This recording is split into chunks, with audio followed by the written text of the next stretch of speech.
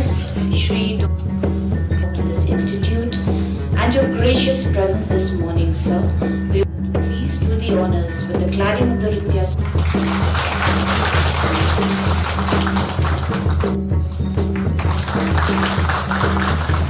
Effective public service delivery. Amidst all challenges, MATI started organizing and conducting various training programs. Willing to look into itself. Today, MATI does exactly that. Represent our work, our program. We're trying to make it better. So in that we have our LDAs, we have UTAs, we have our grade 4, we have drivers. So we're just looking into it. There has been no on this e-file which already we have in Government of Meghalaya. So we need to train our DC officers, our subordinate officers, direct train. So today, I invite us to reflect together on that question. Think about the most valuable training you have ever attended, not you have ever conducted, what you have ever attended. Can you think? Just 10 seconds. So, can you please just shoot your answers? What made it valuable? Sorry. Shift in the mindset. Wonderful. Anyone else? Shift in mindset. So my Baba was there, was guiding us all the way, right? DG Indian Railways Institute of Transport Management Lucknow and DG HIPA Gurugram, where she is remembered amongst many other initiatives for her leadership in the successful Mission Karma Yogi Haryana program, which focused on ethics and public service. It is a privilege to extend this virtual welcome to you, madam, on behalf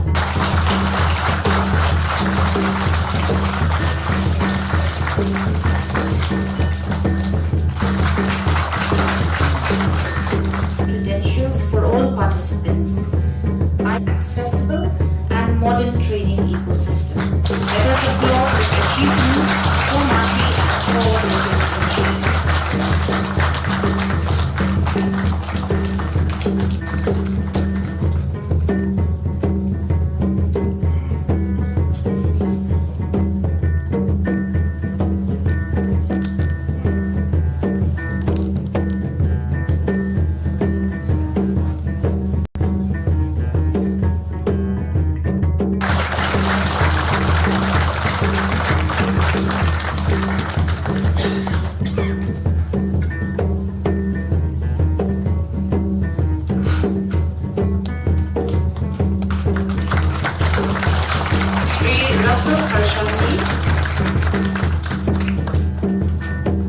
Shri Russell Kharshandi. May I please request all the awardees to please be ready and move to the dais as and when your names are called. Shri Teborlang S. Warjari.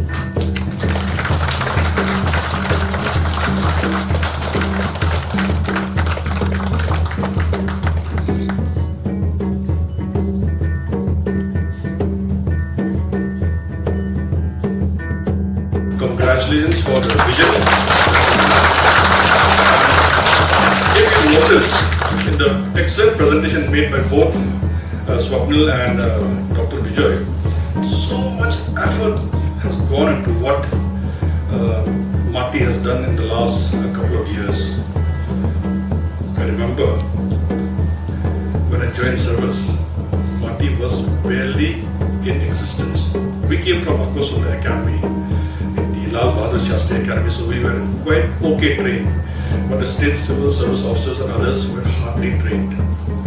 So, when there was no training, what were the senior officers? I asked them, so you're not training the officers who have joined the civil services here in the state. So what do you do? Like, how do they go to the field, and perform? After all, they become SDOs, many of them become DCs and all that. Senior officer jocularly told me a story. He said that just replicated the same thing, and my, there is a picture of my my wife, and that was Dayamani, that's not his wife, someone else's wife. Then you see the danger. So we didn't know when we came. No problem. Then that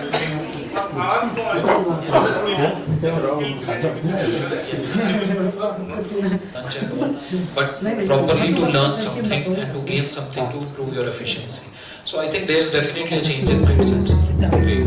On this note, I want to hear from our assistant director. What are the challenges we face from our team when we conduct a training, for district officials or in the district or in the block, in the field away from our, home in Marti. So what are the challenges? You can maybe compliment what he has said or, counter what he has said. Yeah. Yes. Good afternoon to everyone. Respected sir. Strengthen our faculty, we want to strengthen our trainees, and also to promote prevention, mitigation and response, even though some of us may not be very well aware of what actually do we mean by these terms in disaster management, but it all comes to the same thing, that we want to build the resiliency of our communities and our state.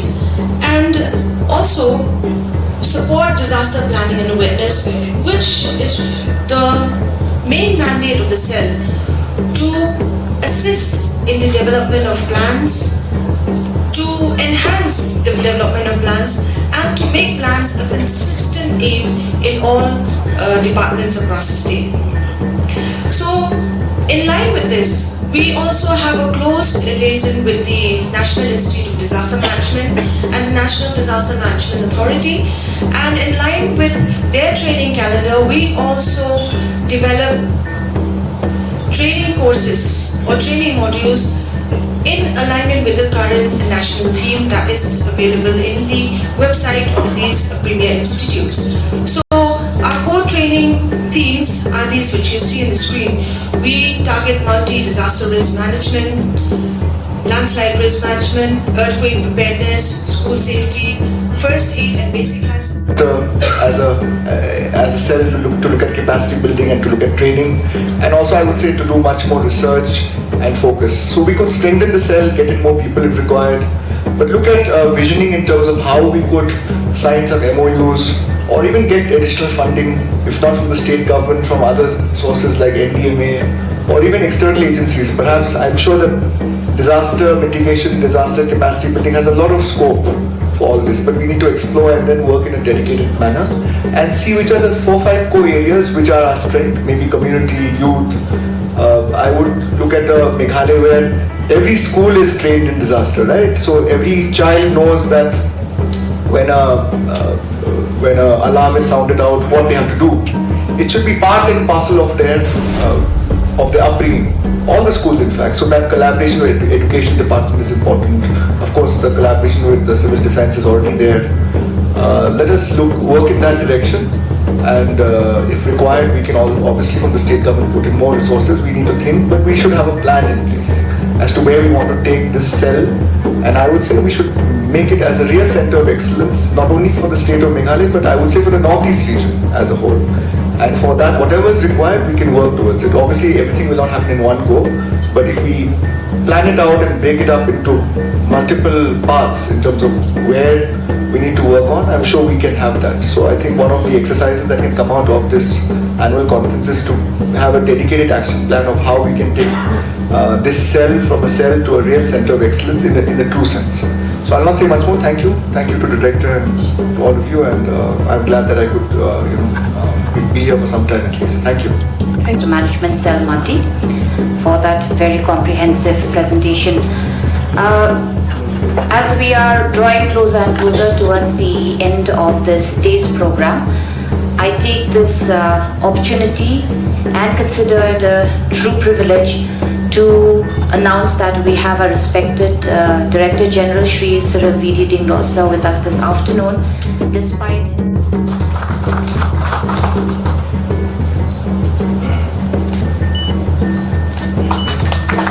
Thank you so much, sir, for your participation. I would also like to call on dais Srimati Mary G.T. Sama, IPS, Superintendent Anti-Infiltration Unit.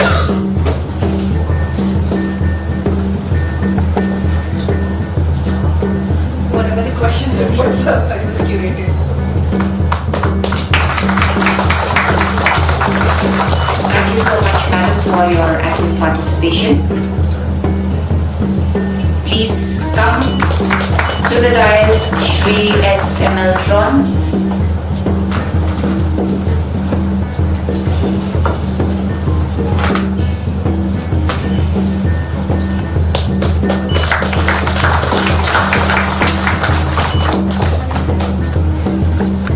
I also take this privilege of inviting on the dais our special guest today, Dr. Bijoy A. Sangma, who has also actively participated in the panel discussion despite our very late request.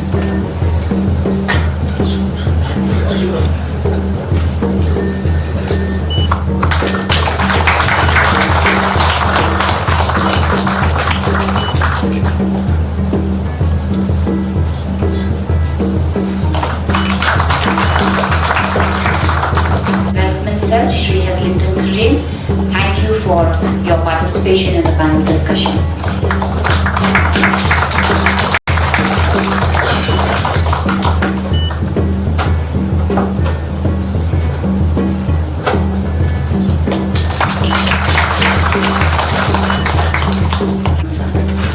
Marty, Dr. Bijoy Sangma, who is a member of the State Commission. Mr. Swapnil Tembe, who is our director, Mr. Abhishek, who is Deputy Commissioner of Ritoy District, newly joined.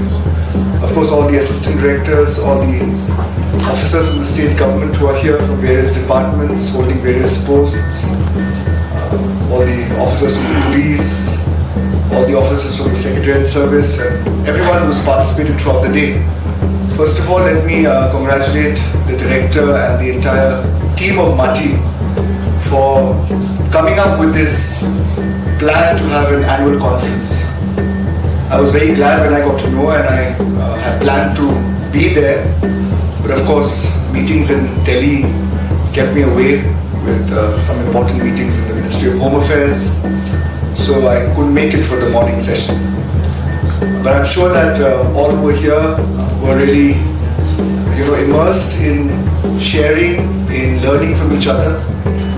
Capacity building as a subject, sometimes it's not taken as seriously as it should.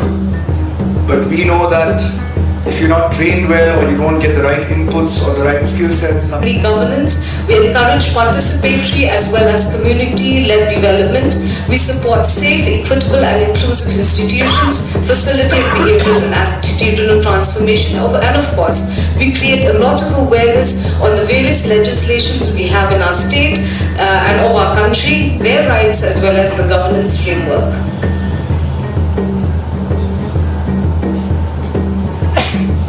So, if you look at, we just spoke about the varied stakeholders that we had, and this is a picture that we had taken. These are actually nursing students from Nazareth Hospital, right? So we had also trained them. So this is one of those pictures. Next, please. So let's look at the journey of the Good Governance Cell since its inception. So we started from 2018, and 2018-2020 is what we call as the foundation phase, because this was focused on only strengthening awareness as well as institutional understanding in these areas such as legal awareness on women, and they had something like just women empowerment, human rights in totality, right? Then after that, in the early years, 2021 to 23, that was the expansion phase. That was when things became more specific in terms of their themes. This is where as governance challenges became more complex and stakeholders' needs specifically deals with the sexual offences alone. I came across a situation personally with my child where we were undergoing through a mental turmoil generated by the teaching fraternity for some reasons, because it doesn't address, the act doesn't address the mental issues. Can we not have more discussions on that and include all those subjects also, so that not just the teachers, yes, teachers should also know, because I think they already know, the repercussions of the RTE if they are not, if they would be violating any of the sections of the RTE also. Also, with regard to the corporal punishment, because I think we will have to see everything in a new light, because post-pandemic, like you said, ma'am, things have changed. The sensitivity of the children in the light of digitization and exposure to screen, the problems have grown manifold, ma'am. So, only request is that if we can include these acts also, I think it will help in the growth of the society. Most definitely, ma'am. Will do so. Also the parents and others, but also we have to collaborate with DERT in that case, because DERT is the nodal for training the teachers. You can make a note of that. And I just want to add, because since it's Good Governance Cell, so Government of India has launched this Good Governance Day, which is to be celebrated on 25th December. Of course, here we cannot do that. But before we go for our vacations, I think we should also observe that day, especially if we have, when we have a cell for that. So from starting this year, maybe you can plan something on that.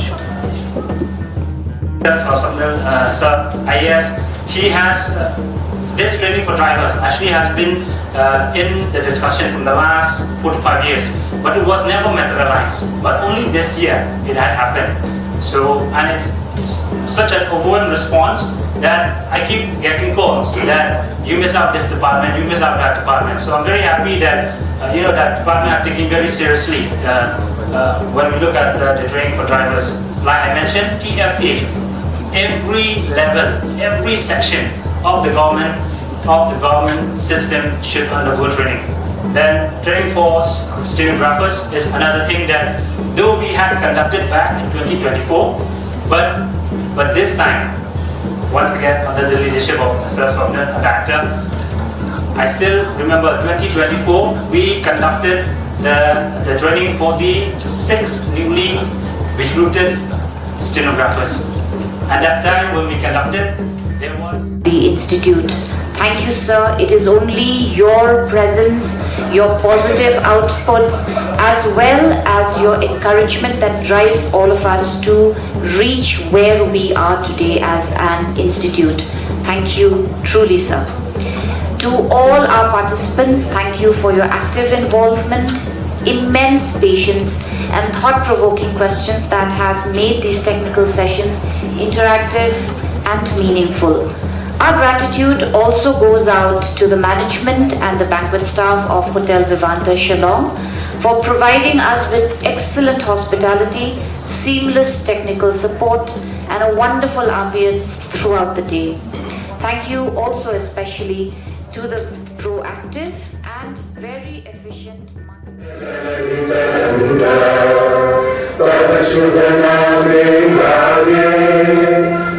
Shubha Ashish Mange